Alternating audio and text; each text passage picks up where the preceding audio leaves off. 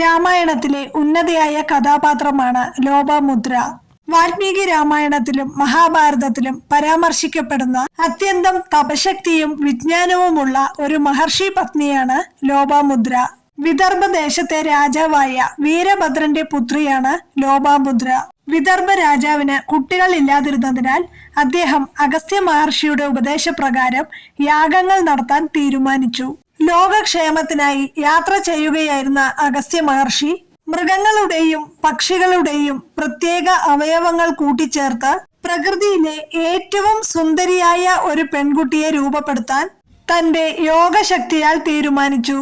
അഗസ്ത്യ മഹർഷി കാട്ടിലെ മൃഗങ്ങളുടെ വിവിധ ഭാഗങ്ങൾ ചേർത്ത് മാൻപേടയുടെ കണ്ണുകൾ, തടാകത്തിൽ നീന്തുന്ന അരയന്നപ്പിടയുടെ നടപ്പ് തുടങ്ങിയവ കൂട്ടി യോജിപ്പിച്ച് ഒരു പെൺകുട്ടിയുടെ രൂപം സൃഷ്ടിക്കുകയും ആ പെൺകുട്ടിയെ വിദർഭ രാജാവിന് ദത്തെടുക്കാൻ നൽകുകയും ചെയ്തു.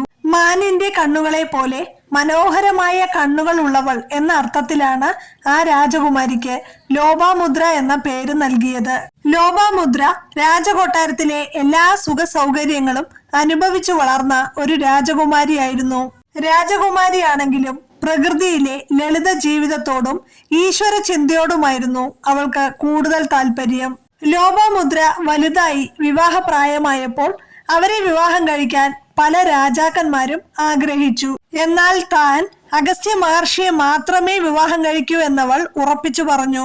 എന്നാൽ അഗസ്ത്യ മഹർഷി ആകട്ടെ കാടുകളിൽ തപസ്സു ചെയ്ത് ജീവിച്ചിരുന്ന ഒരു മഹർഷിയും കാട്ടിലെ ലളിത ജീവിതം നയിക്കുന്ന ഒരു മുനിയെ വിവാഹം കഴിച്ചാൽ തന്റെ മകൾ അനുഭവിച്ചു കൊണ്ടിരിക്കുന്ന സുഖലോലുപതകൾ നഷ്ടപ്പെടുമെന്ന് അച്ഛൻ ആശങ്കപ്പെട്ടെങ്കിലും ലോപാമുദ്ര തന്റെ തീരുമാനത്തിൽ ഉറച്ചു നിന്നു. അവൾ രാജകൊട്ടാരത്തിലെ സകല ആഡംബരങ്ങളും ഉപേക്ഷിച്ച് അഗസ്ത്യ മഹർഷിയോടൊപ്പം വനത്തിലേക്ക് പോയി. വനവാസവും തപസ്സുമായി അവൾ മുന്നോട്ടു പോയി. അഗസ്ത്യ മഹർഷിക്കും ലോപാമുദ്രയ്ക്കും ദൃഢസ്യു എന്നൊരു പുത്രൻ മാത്രമാണ് ഉണ്ടായിരുന്നത്.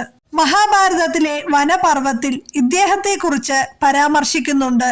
മാതാപിതാക്കൾ വേദങ്ങൾ ചൊല്ലുന്നത് അമ്മയുടെ ഗർഭത്തിലിരിക്കുമ്പോൾ തന്നെ കേട്ടു പഠിക്കുകയും ജനിച്ചയുടൻ തന്നെ വേദമന്ത്രങ്ങൾ ഉരുവിട്ടുറക്കെ ചൊല്ലാൻ കഴിവുള്ളവനുമായിരുന്നു ദൃഢസ്യു എന്നാണ് പുരാണങ്ങളിൽ പറയുന്നത്. ഒരു ഘട്ടത്തിൽ ഭർത്താവിനൊപ്പം ദേവകാര്യങ്ങൾക്കായി ധനസഹായം ആവശ്യമായി വന്നപ്പോൾ ലോപാമുദ്ര തന്റെ സാമ്രാജ്യത്വ പാരമ്പര്യവും ബുദ്ധിയും ഉപയോഗിച്ച് ഭർത്താവിന് താങ്ങായി നിന്നു. അസുരന്മാരായ ഇൽവലൻ, വാതാപി എന്നിവരെ വധിക്കുന്നതിലും അവർക്ക് വലിയ പങ്കുണ്ടായിരുന്നു. വാതാപിയും ഇൽവലനും ബ്രാഹ്മണരെയും മഹർഷിമാരെയും വഞ്ചിച്ചു കൊന്നിരുന്ന ക്രൂരരായ അസുരന്മാരായിരുന്നു. ഇതിനായി അവർ ഒരു വിചിത്രമായ തന്ത്രം പ്രയോഗിച്ചിരുന്നു. വാതാപി ഒരു മാങ്ങയുടെ രൂപം പൂണ്ടു നിൽക്കും. ഇൽവലൻ അതിഥികളായി എത്തുന്ന ബ്രാഹ്മണർക്ക് ഭക്ഷണം നൽകുന്നതോടൊപ്പം ഈ മാങ്ങയും വിളമ്പി നൽകും. അതിഥികൾ ഭക്ഷണം കഴിച്ചു കഴിഞ്ഞ ഉടനെ ഇൽവലൻ ഉറക്കെ വാതാപി പുറത്തേക്ക് വരൂ എന്ന് വിളിക്കും. ആ വിളി കേൾക്കുന്നതോടെ വാതാപി തന്റെ മായാശക്തിയാൽ ബ്രാഹ്മണന്റെ വയറുകീറി പുറത്തേക്ക് ചാടും. അതോടെ അത് കഴിച്ചവർ മരണപ്പെടും. അവരുടെ ധനം ഇവരെടുക്കും. ഒരു തവണ അഗസ്ത്യ മഹർഷി ഇൽവലന്റെ ആതിഥ്യം സ്വീകരിക്കാനിടയായി. ഇൽവലൻ പതിവ് പോലെ ഭക്ഷണത്തോടൊപ്പം മാങ്ങയുടെ രൂപം പോണ്ട വാതാപിയെയും അദ്ദേഹത്തിന് വിളമ്പി നൽകി. യാതൊരു ഭയവുമില്ലാതെ അഗസ്ത്യർ ആ ഭക്ഷണം മുഴുവൻ കഴിച്ചു തീർത്തു. ഭക്ഷണം കഴിച്ചു കഴിഞ്ഞ് ഇൽവലൻ പതിവ് പോലെ വയറുകീറി പുറത്തു വരാൻ വാതാപി പുറത്തേക്ക് വരൂ എന്ന് വിളിച്ചു. എന്നാൽ ധനധാന്യങ്ങളോടുള്ള ആർത്തി കൊണ്ടും അഹങ്കാരം കൊണ്ടും വിളിച്ച ഇൽവലന് ഒരു മറുപടിയും ലഭിച്ചില്ല. ആകാംക്ഷയോടെ ഇൽവലൻ വീണ്ടും വിളിച്ചപ്പോൾ അഗസ്ത്യ മഹർഷി പുഞ്ചിരിച്ചുകൊണ്ട് പറഞ്ഞു, വാതാപി ജീവനോടെ പുറത്തു വരില്ല, അവനിപ്പോൾ ദഹിച്ചുപോയി.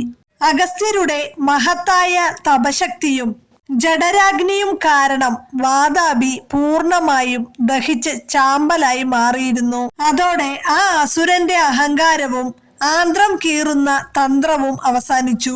ഈ വധത്തിൽ നേരിട്ട് ആയുധമെടുത്ത് പോരാടിയില്ലെങ്കിലും ഈ ഉദ്യമത്തിൽ ലോപാമുദ്രയുടെ പങ്ക് വളരെ വലുതായിരുന്നു. അസുരന്മാരുടെ ഈ കുടില തന്ത്രത്തെയും ശക്തിയെയും നേരിടാൻ ഭർത്താവായ അഗസ്ത്യർക്ക് പൂർണ്ണ പിന്തുണ നൽകിയത് ലോപാമുദ്രയാണ്. ലോകത്തെ ഉപദ്രവിച്ച ആ 2 രാക്ഷസന്മാരെ ഇല്ലാതാക്കാൻ ദേവന്മാർ ആവശ്യപ്പെട്ടതനുസരിച്ചാണ് അഗസ്ത്യർ ആ യാത്ര പുറപ്പെട്ടത്. ഭർത്താവിനൊപ്പം കഠിനമായ തപസ്സിലും ആത്മീയ ശക്തിയിലും ഒപ്പം നിന്ന ലോപാമുദ്ര ഈ ദുഷ്ടനിഗ്രഹത്തിന് ആത്മീയമായ അടിത്തറയേകി. ആത്മജ്ഞാനത്തിലും വേദശാസ്ത്രങ്ങളിലും അതീവ പാണ്ഡിത്യമുണ്ടായിരുന്ന ഒരു ശക്തിയായ സ്ത്രീയായിരുന്നു ലോപാമുദ്ര. രാമായണത്തിലും മഹാഭാരതത്തിലും പുരാണങ്ങളിലും മാത്രമല്ല, വേദങ്ങളിലും ലോപാമുദ്രയ്ക്ക് വലിയ സ്ഥാനമുണ്ട്. ഋഗ്വേദത്തിലെ ചില മന്ത്രങ്ങൾ രചിച്ചിട്ടുള്ള പ്രഗത്ഭരായ സ്ത്രീകളിൽ ഒരാളാണ് ലോപാമുദ്ര. സൗന്ദര്യവും രാജകീയ പശ്ചാത്തലവും ഉണ്ടായിരുന്നിട്ടും ഭർത്താവിനൊപ്പം കഷ്ടപ്പാടുകൾ സഹിച്ച് ഉത്തമയായ മാതൃക തീർത്തും അപാരമായ ജ്ഞാനമുള്ളവളുമായ ഒരു ആദർശവതിയായ സ്ത്രീയായാണ് ലോപാമുദ്രയെ പുരാണങ്ങളിൽ ചിത്രീകരിക്കപ്പെട്ടിരിക്കുന്നത്.